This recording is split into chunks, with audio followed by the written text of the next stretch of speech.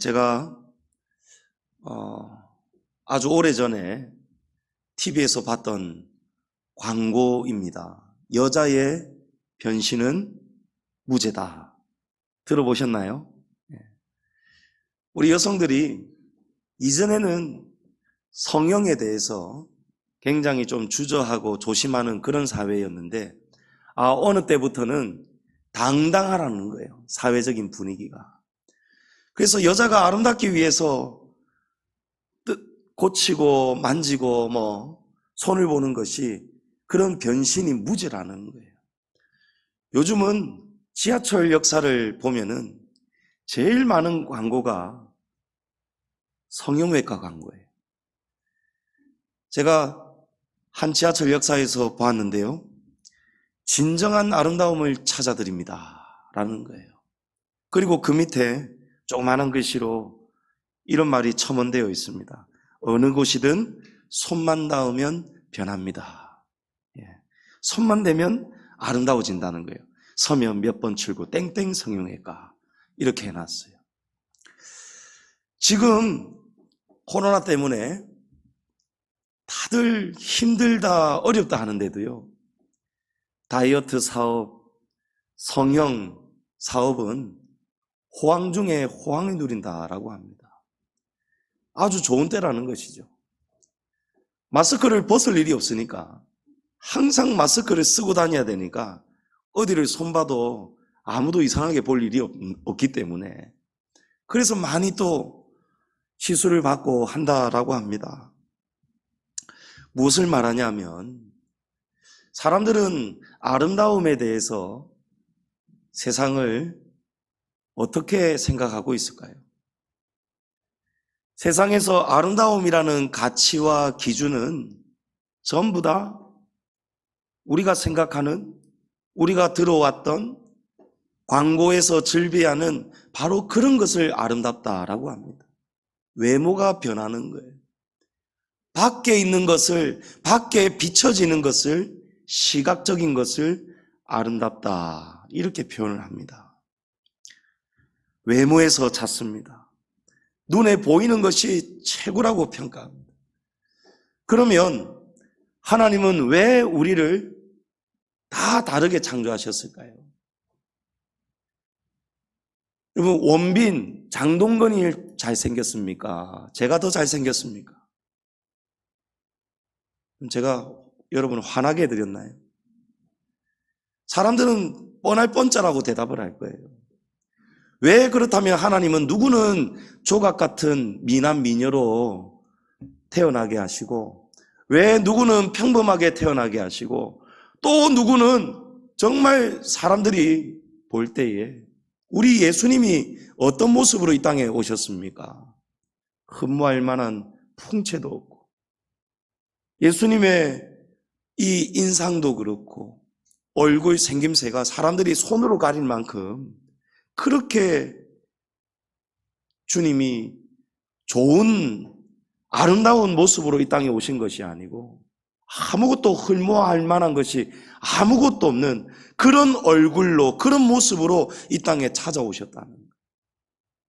아니, 기왕이면 하나님의 아들이신데 정말 조각 같은 최고의 미남으로 이 땅에 오실 수도 있지 않습니까?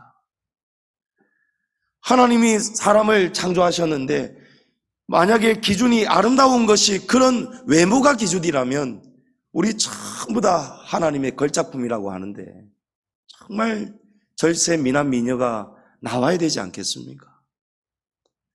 우리의 기준하고 하나님의 기준은 너무 다른 거예요. 하나님은 우리 각 사람을 지으시고 보시기에 심히 좋았더라라고 했습니다. 아멘이십니까? 그래서 우리는 함부로 외모를 가지고 사람을 판단하면 안 됩니다. TV를 보다가도 길을 가다가도 아유 정말 못생겼다, 여러분 그런 말 하시면 안 되는 거예요. 왜냐하면 그건 우리 생각일 뿐이지 하나님이 보시기에는요 전부 다 걸작품이에요. 아멘. 하나님이 보시기에 저는 장동건만 잘생긴 것이 아니고 하나님이 보시기에 저는 걸작품이에요. 여러분, 누가 아멘 하셨어요? 이거 아멘 하셔야 되는 거예요. 여러분도 다 딱 보면요, 하나님이 보시기에는 정말 아름답고 이쁜 걸작품이에요. 제가 우리 아이들이 3명이 있는데요, 3명이 다 생김새가 다른데요, 객관적으로 보면요, 정말 세상의 기준으로 보면 엄청나게 이쁘다든지 잘생겼다든지 그런 말 할 수가 없을 거예요. 근데 한 녀석이 항상 지가 잘생기지 않았냐고 물어봐요. 누구를 닮았는지 모르겠어요. 제일 멋진 줄 알아요. 최고죠? 이러면서. BTS가 멋있어요? 제가 멋있어요? 막 물어봐요. 도대체 그런 근거 없는 자신감은 어디서 나오는지 모르겠어요. 그런데 그런 모습이 싫지가 않단 말이에요. 부모기 때문에. 막내딸은 참 아비로서 미안한 점이 한두 가지가 아니에요. 닮지 말아야 되는 제일 못생긴 엄지발가락도 아버지를 닮았고요. 눈도 그렇고 좀 그렇게 좀 훌륭하게 뭐 좀 유전자를 갖고 태어난 것 같지는 않아요. 그런데 아버지 엄마가 볼 때는요, 너무너무 이쁜 거예요. 왜 그렇습니까? 나를 통해서 태어난 내 자식이기 때문에. 하나님의 마음이 그런 거예요. 하나님의 기준이 그런 거예요. 세상 사람들은 서로를 외모를 가지고 아름다움을 판가름을 하고 따지지만 하나님은 전혀 그렇지가 않으시다는 거예요. 성경은 아름다움을 정반대해서 말씀합니다. 베드로전서 3장에 보면 너희의 단장은 머리를 꾸미고 금을 차고 아름다운 옷을 입는 외모로 하지 말고 오직 마음에 숨은 사람을 온유하고 안정한 심령에 썩지 아니할 것으로 하라. 이는 하나님 앞에서 값진 것이니라. 너희의 아름다움을 외모에서 꾸미고 입고 찾지 말라는 거예요. 그런 것보다도 오직 마음에 숨은 사람, 속사람입니다. 이 속사람을 온유하고 안정한 심령에 썩지 아니할 것으로 하라. 이것이 하나님 앞에서 값진 것이다 라는 거예요. 성경이 가르치는 아름다움은 절대 겉이 아닙니다. 그래서 하나님께서 다윗을 기름 부으실 때에도, 사무엘을 보내셨을 때에도 사람을 외모로 보지 말아라 라고 했어요. 너희는 사람을 외모로 평가하지만 나 여호와는 중심을 보느니라 라고 했습니다. 여러분, 우리의 안이 아름다워져야 됩니다. 오늘 아마 주보를 보시면서 이 무슨 설교 제목이 아름다운 교회인데 이건 뭔가 잘못 오탈자가 나왔나, 오타가 나왔나 이런 생각 하신 분들, 끄덕이시는 분 계시네요. 우리 국어에서 아름답다라는 말이 나온 어원이 몇 가지가 있습니다. 요런 뜻에서, 요런 뿌리에서 아름답다가 나왔을 것이다. 우리의 말들은 전부 다 뿌리가 있거든요. 히브리어, 헬라어에도 마찬가지고. 그래서 그 몇 가지의 어원이 있는데 확실한 근거는 없지만 그런 설 중에 하나지만 이 아름답다라는 말이 알음답다에서 나왔다라는 설이 있어요.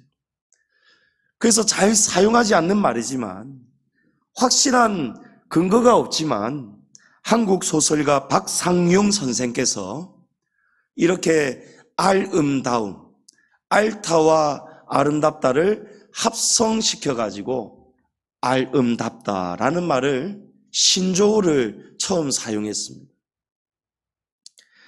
왜 알타에서 아름답다가 나왔을까? 이런 설이 있는지 아십니까?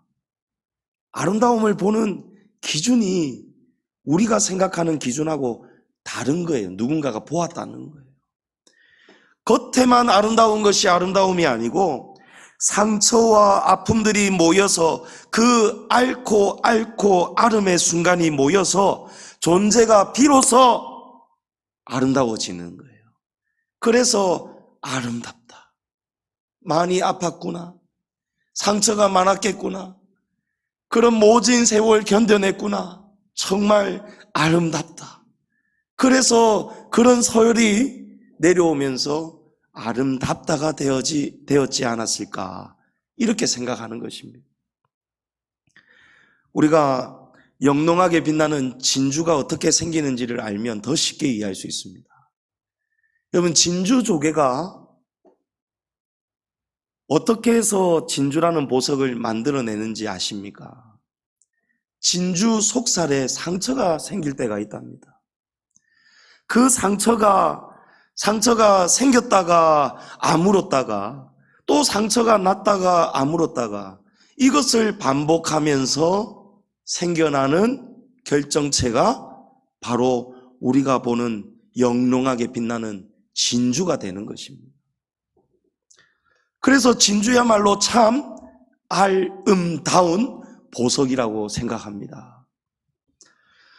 그런데 진주보다도요, 세상의 그 어떤 밝고 영롱하게 빛나는 보석보다도 비교조차 할 수 없는 상처와 아픔과 아름을 통해서 영원히 변하지 않고 아름답게 빛나는 보배가 있습니다. 저와 여러분이 그 보배를 알고 있습니다. 이미 그 보배를 우리 안에 가졌습니다. 바로 저와 여러분을 구원하시려고 하나님이 이 땅에 보내주신 바로 예수 그리스도께서 가장 아름다운 보석 중에 보석인 줄을 우리가 믿습니다. 예수님은 진주 조개와는 비교도 할 수 없는 상처와 고통과 피와 눈물의 십자가 고난을 다 당해내셨습니다. 머리에 가시관을 쓰셨습니다. 손과 발에 대못이 박히셨습니다. 창에 허리가 상하셨습니다. 예수님이 십자가에서 앓으신 그 고난, 그 아프셨던 수만 가지의 그 아름이, 그 아름 속에 모조리 쏟아내신 보혈이 저와 여러분을 깨끗하게 고치시고 깨끗하게 씻어주시고 저와 여러분을 어둠에서 빛되게 하시는, 구원하시는 가장 아름다운 보혈인 줄을 믿습니다. 오늘 읽은 이사야서 35장 말씀은 죄인을 구원하시는 하나님의 아름다움을 노래하고 있습니다. 1, 2절 말씀에 광야와 메마른 땅이 기뻐하며 사막이 백합화같이 피어 즐거워하며 무성하게 피어 기쁜 노래로 즐거워하며 레바논의 영광과 갈멜과 사론의 아름다움을 얻을 것이라. 그것들이 여호와의 영광 곧 우리 하나님의 아름다움을 보리로다. 자, 광야와 메마른 땅은 물이 없고 생명이 살 수 없는 거친 땅을 말합니다. 그런 생명이 살 수 없는 땅에 하나님의 아름다운 영광이 나타날 것이다 라고 합니다. 광야와 메마른 땅은 하나님께 범죄하여서 하나님께 범죄한 결과로 바벨론에 사로잡혀가서 포로로 살아가고 있는 그런 이스라엘 백성을 의미하고 있습니다. 또 지금 이 시대 속에도 하나님의 나라를 잃어버린 채로 사단에게 속하여서 끌려가서 포로된 자로 살아가는, 구원을 잃어버린 그런 비참한 영혼들을 의미하기도 합니다. 바벨론의 포로로, 노예로, 압제와 억압 속에 지금 이스라엘 백성들이 살아가고 있습니다.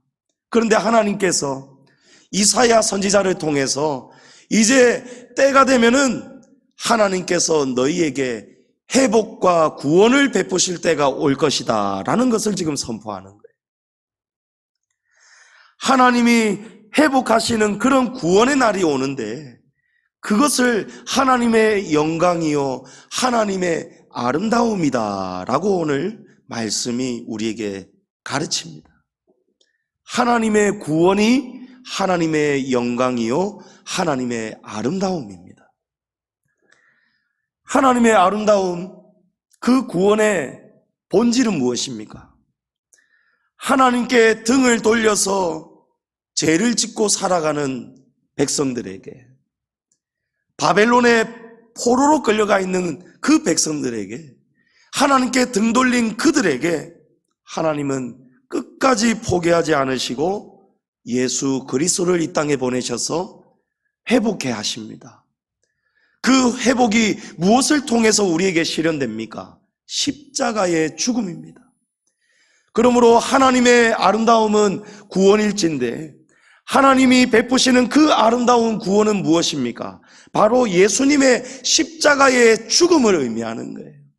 예수님이 처참하게 죽으신 그 십자가가 하나님의 구원이요, 하나님의 아름다움입니다.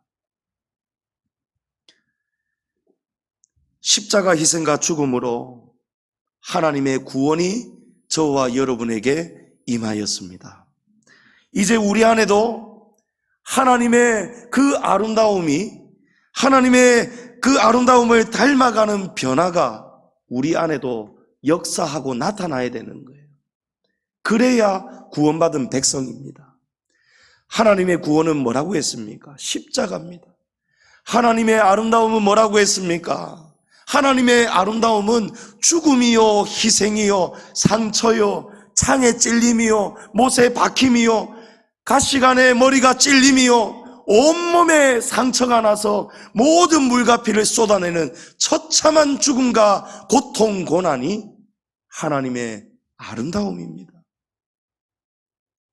그 구원이 저와 여러분 안에 역사한다면 저와 여러분도 그 아름다움을, 그 아름다움을 저와 여러분도 본받아 가야 되는 거예요. 베드로 사도가 선포합니다. 베드로전서 2장 9절에 그러나 너희는 택하신 족속이요, 왕같은 제사장들이요, 거룩한 나라요, 그의 소유가 된 백성이니 이는 너희를 어두운 데서 불러내어 그의 기이한 빛에 들어가게 하신 이의 아름다운 덕을 선포하게 하려 함이라. 여러분, 우리에게 구원이 임했습니다. 하나님의 구원이 우리에게, 그 아름다운 구원이 임하였기 때문에 이제 우리가 어떻게 살라고 하십니까? 하나님의 아름다운 덕을 저와 여러분도 선포하고 살아가야 된다는 거예요. 저와 여러분을 통해서 하나님의 그 아름다움이 나타나야 된다는 거예요. 아름다운 하나님의 자녀, 여러분, 무엇이 아름답다라고 했습니까? 얼굴이 아름다워지고, 머리를 매만지고, 좋은 옷을 입고, 좋은 화장품을 사용하고, 그런 우리의 외모가 바뀌는 것, 여러분, 그것이 하나님이 인정하시는 아름다움이 아닙니다. 하나님이 바라시는 아름다움은 무엇입니까? 우리의 속사람이에요. 우리의 속이 아름다워져야 되는 거예요. 우리 교회 공동체 안에서 하나님의 아름다운 덕이 어떻게 해서 나타날 수 있겠습니까? 우리 모두가 그리스도 예수 안에서 하나 되는 거예요. 하나님과 우리가 다시 하나 된과 같이 우리도 그리스도 예수 안에서 한 몸이 되어가는 것입니다. 그것이 아름다움이에요. 여러분, 믿으십니까? 시편 133편 1절에 보라, 형제가 연합하여 동거함이 어찌 그리 선하고 아름다운고. 여러분, 성경은 이것이 아름답다 합니다. 형제 자매가 연합하는 것, 형제 자매가 동거동락하는 것, 우리가 한 몸을 이루어가는 것, 함께 동거함이 가장 선하고 아름답다라는 것입니다. 하나님은 진정한 교회 공동체의 모습을 하나됨을 바라고 계십니다. 저와 여러분이 구원을 받은 하나님의 백성이 되었다면 이제 저와 여러분이 우리가 하나 되는 공동체를 통해서 하나님의 아름다운 덕을 교회 안에서 나타내야 되고, 가정 안에서 나타내야 되고, 세상을 향해서 나타내야 되는 거예요. 여러분, 아름다움은 정말 아름다움에서 아름다움이 나오는 줄을 깨달으셔야 되는 거예요. 예수님의 그 십자가가 왜 아름답다라고 할 수 있습니까? 하나님이 베푸시는 구원의 방법은 그런 처참한 십자가일진데 왜 이사야 선지자는 그것이 하나님의 영광이다, 그것이 하나님의 아름다움이다, 십자가를 왜 아름다움이라 할까요? 예수님의 그 상처와 고난으로 인하여서, 그 상처와 고난으로 인하여서 하나님과 연합이 깨어졌던 저와 여러분이 하나님과 다시 화목하게 되고 연합하게 되었기 때문입니다. 그러므로 예수님의 그 상처는요, 상처 때문이 아니고 그 상처 덕분에 저와 여러분이 하나님의 아름다운 자녀로 다시 회복이 된 것입니다. 예수님의 상처와 고난이 없었다면 하나가 될 수가 없는 거예요. 그러므로 이제 저와 여러분은요, 예수 그리스도 안에서 그 십자가의 희생과 상처와 고난을 본받아서 저와 여러분도 그 십자가를 통해서 연합을 이루어 가야 됩니다. 그래야 저와 여러분이 그 아름을 통해서 아름다운 공동체가 되는 것입니다. 하나됨은요, 똑같은 사람들, 비슷한 사람들끼리, 서로 조건이 맞는 사람들끼리 연합하는 것은, 그건 연합이라 할 수가 없습니다. 그것은 화목이다, 조화다, 하모니다, 그렇게 말할 자격이 없는 거예요. 도레미파솔라시도 여러분 음이 다 다릅니다. 이름도 다릅니다. 소리도 다릅니다. 그러나 그 다른 음이 진정으로 화성 안에서 하나가 될 때에 그 음이 하모니를 이루는 것처럼 우리 서로 다른 사람이 서로 다르고 생각도 다르고 성격도 다르고 호불호가 다 다른 사람들끼리 그리스도 안에서 서로 하나 되어져 가는 것이, 그것이 하나님이 인정하시는 진정한 연합입니다.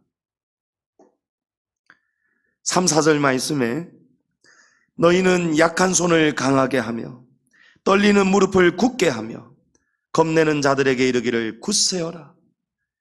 두려워하지 말라.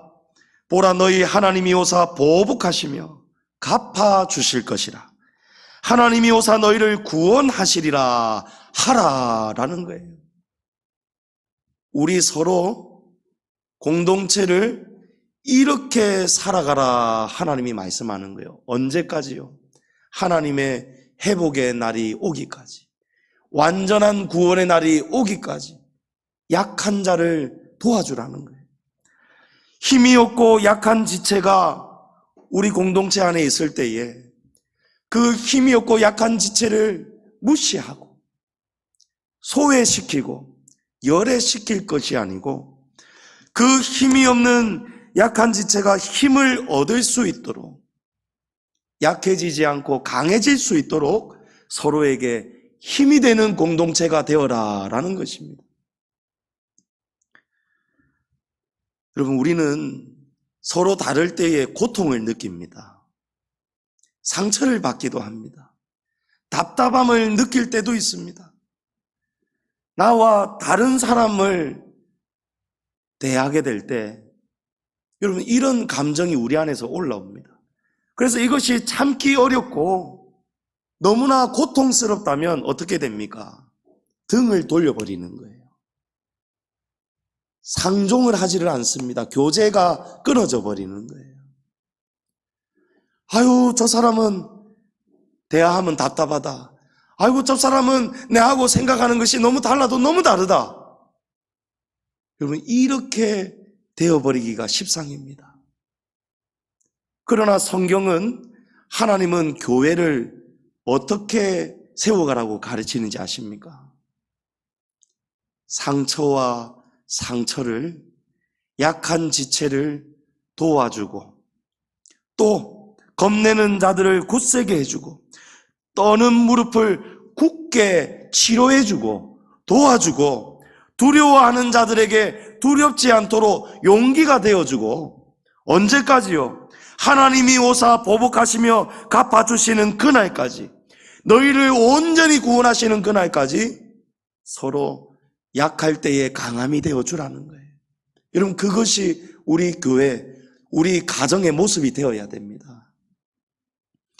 하나님은 한 영혼을 천하보다 귀하다 여기십니다. 하나님은 한 사람 한 사람을 너무 귀하게 여기시는 거예요. 교회 공동체는요, 한 사람을 정말 귀하게 여길 줄 알아야 됩니다. 진정한 주님의 구원받은 백성, 그 백성들이 모여있는 교회 공동체는요, 한 사람이라도, 누구 한 사람이라도 그 한 사람을 귀하게 섬기고 여기셔야 되는 거예요.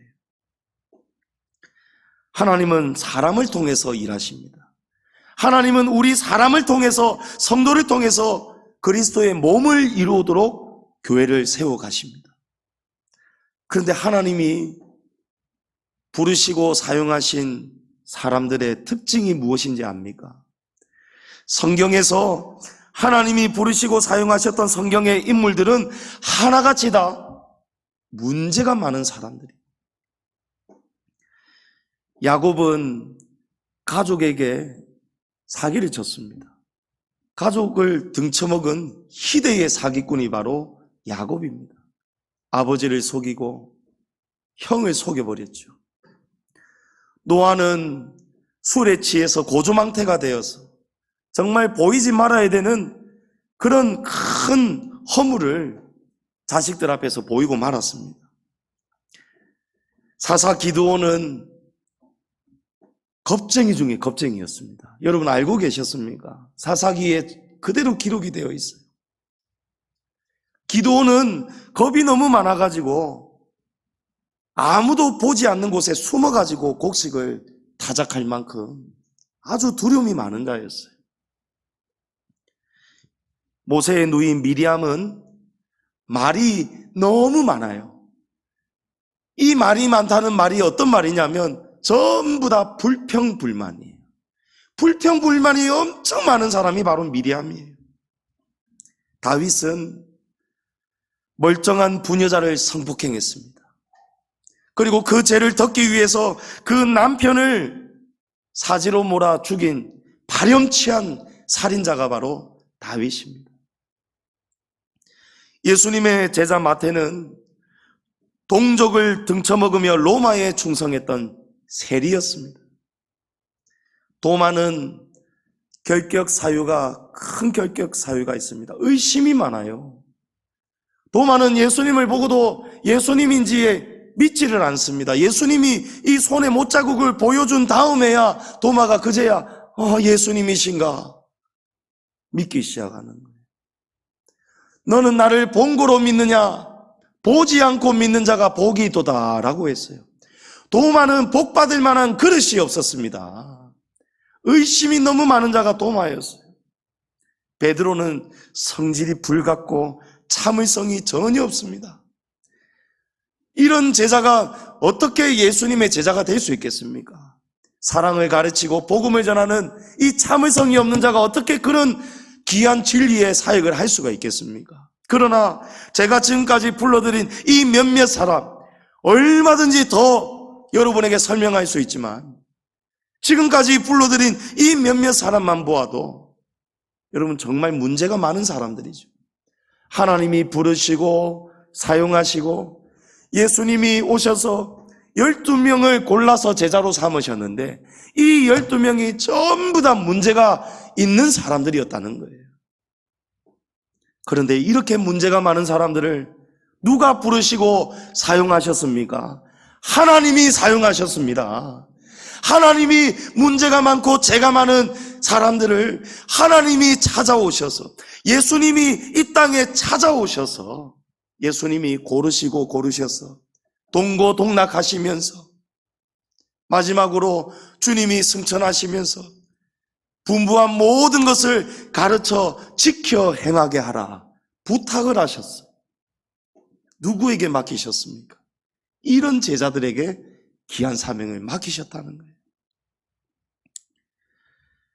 저와 여러분도 문제가 없는 사람들이 아니지요. 여러분, 제게도 문제가 있고요. 여러분 속에도 다 문제가 있습니다. 그 문제를 우리가 서로 알고 있는 것도 있고요. 어떤 부분은 전혀 눈치도 못 채지만 자기만이 알고 있는 자기의 문제가 다 있습니다. 제가 담임 목사가 되어서 교회 공동체 안을 이전보다도 더 들여다보게 되고 더 민감하고 예민하게 보게 될 때에 또 여러 가지 많은 것을 보게 되고 또 듣게 될 때에 어떤 때는 기쁠 때도 있지만요. 우리 성도님들이 정말 서로 사랑하고 챙겨주고 위하고 하는 그런 모습들을 보게 될 때 정말 제가 여러분을 존경하게 되고 아름답게 바라보게 되고 그럴 때도 있지만 때로는 그렇지 못한 것도 우리가 서로 보게 되는 거예요. 그 상처를, 그 문제를 가서 지적을 한다든지 들추어낸다든지 그렇게 해버리면 여러분 교회 공동체가 어떻게 되겠습니까? 안 그래도 상처를 안고 살아가는 문제가 많은 사람들인데 그 문제를 서로 후벼 파고 찌르고 들추다 보니까요 안 그래도 아픈데 더 아파져 버리는 거예요. 바울에게도 문제가 많았습니다. 바울은 스데반 집사님이 순교하는 스데반 집사를 돌로 쳐 죽이는 그런 현장에서 앞장서서 주동했던 인물이 바로 사도 바울이었습니다. 그러나 하나님께서 그 바울을 고쳐주셨습니다. 그런 바울을, 약하고 악했던 바울을 하나님께서 온전해질 수 있도록 하나님이 주시는 빛나는 면류관을 받을 수 있는 그런 존재로 하나님이 만들어 가시는 거예요. 여러분, 저와 여러분이 만들어 가는 것이 아니에요. 하나님이 저와 여러분을 만들어 가고 계심을 믿으시기 바랍니다. 바울이 고백합니다. 나의 나됨은 모든 것이 하나님의 은혜 덕분입니다. 이는 내 능력이 약한 데서 온전하여졌기 때문입니다. 여러분, 하나님이 하신다는 거예요. 우리는 약합니다. 우리는 악하기도 합니다. 우리는 너무 다르고 다양합니다. 서로를 바라보는 생각이 하나가 될 수가 없습니다. 교회를 바라보는 생각도 다 다릅니다. 그러나 우리는 한 분이신 하나님을 아버지로 고백하고 있습니다. 아버지가 한 분이시기 때문에 저와 여러분은 한 형제요 한 자매입니다. 하나님이 우리의 다 다른 생김새와 다 다른 기질을 아시고 우리를 불러주신 하나님께서 우리의 이 약함을 통해서 저와 여러분도 온전하게 이끌어 가실 줄을 믿습니다. 하나님은 우리 양지중앙교회를 향해서 우리 교회가 마지막까지 서로 하나 되고 아름다운 교회가 되기를 간절히 바라고 계십니다. 한 사람을 귀하게 여기고 정말 한 사람 한 사람을 정말 내 가족처럼 내 살처럼 내 몸처럼 귀하게 여기면서 때로는 너무 다르기 때문에 함께하는 것이 상처가 될 때도 있고 진주조개처럼 상처가 속살이 터질 때도 있지만 그 아름을 통해서 또 생기는 수많은 상처와 또 아름을 통해서 마침내 진정으로 밝게 영롱하게 빛나는 진주보다도 더 아름다운 우리 양지중앙교회가 되기를, 그런 아름다운 교회, 그래서 결국은 아름다운 교회 되기를 하나님은 간절히 바라고 계십니다. 그러므로 저와 여러분, 지금까지 우리가 서로를 잘 섬겨왔지만 이제는 앞으로 우리가 이 원리를 알고 우리가 더 아름다운 보석이 되기 위해서 지금 또 앓고 있구나. 지금 또 상처가 생겼지만 이 상처는 그리스도 예수의 십자가를 통해서 다시 아물 것이고, 이 상처가 다시 아물고 또 상처가 났다가 다시 아물고, 이런 아름을 통해서 우리 교회를 하나님께서 더 아름다운 교회 되게 하시려고 우리 공동체를 지금 어루만지시고 계시구나. 여러분, 그 믿음, 그 진리를 늘 잊지 마시기를 축복합니다. 하나님은 오늘 3, 4절 말씀처럼 약한 지체에게, 무릎이 연약한 지체에게, 두려움이 많은 지체에게, 서로에게 힘이 되어주라 말씀합니다. 하나님은 한 사람 한 사람을 정말 귀하게 여길 때에 지금은 이 사람이 우리에게 상처를 주고 공동체를 힘들게 하는 사람 같아도 나중에는 하나님께서 모든 것을 합력해서 선을 이루시는 하나님께서 그 영혼을 통해서 우리가 참아주고 기다려 주었던, 함께 보석이 되어왔던 그 형제 자매를 통해서 하나님은 우리가 생각지도 못한 때에 하나님의 놀라운 역사를 일으키실 줄을 믿습니다. 우리는 아무도 모르는 거예요. 영국의 한 시골 소년이 강에서 수영을 하다가 물에 빠져서 허우적거리는 다른 한 소년을 구한 사건이 있었어요. 그 소년을 발견하고는 아주 가난한 농부의 아들 이 소년이 그냥 물에 뛰어들었습니다. 그리고 수영을 못해서 물에 빠져 죽어가던 그 소년을 구해냈어요. 알고 보았더니 이 생명을 건진 아이는 런던에 사는 아주 부자의 아들이었습니다. 자기 아들의 생명을 구해준 것이 너무 고마워서 부자가 이 가난한 시골 소년에게 너 혹시 장래희망이 무엇이냐? 내가 너를 좀 도와주고 싶구나. 이 소년이 대답하기를 선생님, 저는 사실 훌륭한 의사가 되고 싶은데 집이 너무 가난해서 책도 없고 학교도 못 가고 공부를 못하고 있습니다. 그러느냐? 아무 걱정 말아라. 내 아들을 살려준 너의 그 고마움을 내 잊지 않고 네가 좋은 대학에 가서 훌륭한 의사가 될 수 있도록 내가 도와주겠노라 약속을 하였습니다. 이런 뜻밖의 만남을 통해서 이 아이는 정말 부자의 도움을 잘 받아서 훌륭한 의사가 나중에 됩니다. 그리고 의사가 되어서 여러 가지 의약품을 실험하고 개발을 하는데요, 1928년에는 페니실린을 발명하게 됩니다. 1945년에는 노벨 의학상을 받게 됩니다. 여러분, 어떻게 가능한 일일까요?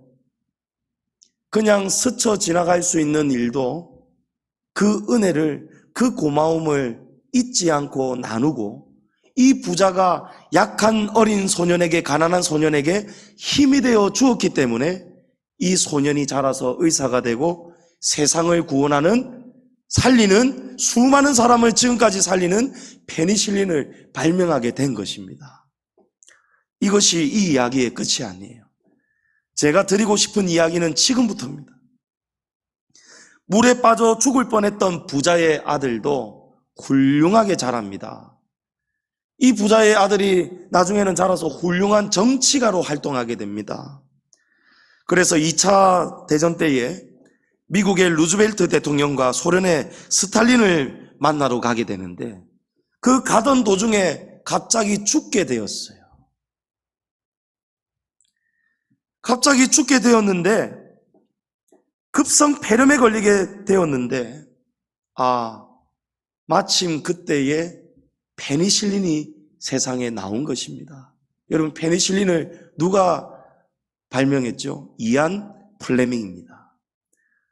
이 이안 플레밍이 이 부자 소년의 아버지를 통해서 공부를 잘한 덕분에 페니실린을 만들었는데 훗날 어떤 일이 생기느냐 말이에요. 이 부자의 아들이 급성 폐렴에 걸려서 죽게 생겼는데 이안 플레밍이 페니실린을 만들었기 때문에 페니실린 주사를 맞고 이 부자 아들이 금방 회복을 하게 된 것입니다. 그리고 회복을 하고 나서 이 정치가가 영국군을 훌륭하게 지휘를 해서 독일의 히틀러를 완전히 막아내고 저지를 하게 되는 거예요. 세계 2차 대전을 종식하는데 크게 이바지를 한 것입니다. 이 자가 누군지 아십니까? 바로 영국의 총리 윈스턴 처칠입니다. 우리는 서로를 너무 모를 때가 많이 있습니다. 지금이 다라고 볼 때가 있습니다. 외모가 다라고 볼 때가 있습니다. 지금의 생김새, 지금 보이는 모습, 성격, 그것이 다라고 볼 때가 있어요. 그러나 연약한 존재를, 악한 죄인을 의롭게 만들어 가시고 선한 길로 인도하시는 분은요, 우리 사람이 아니고 모든 능력과 권세를 가지신 하나님이시다라는 사실입니다. 하나님이 바울을 사도로 부르셨어요. 이전에 행악자였는데, 악을 행하던 행악자였는데, 그런 바울을 하나님께서 다메섹에서 만나주시면서 바울을 변화시키시잖아요. 불같았던 베드로를 사랑의 사도로 하나님의 말씀이 변화시키시잖아요. 나중에 베드로의 설교를 듣고 하루에만 3,000명이 넘는 사람들이 하나님께로 돌아오더라는 것입니다.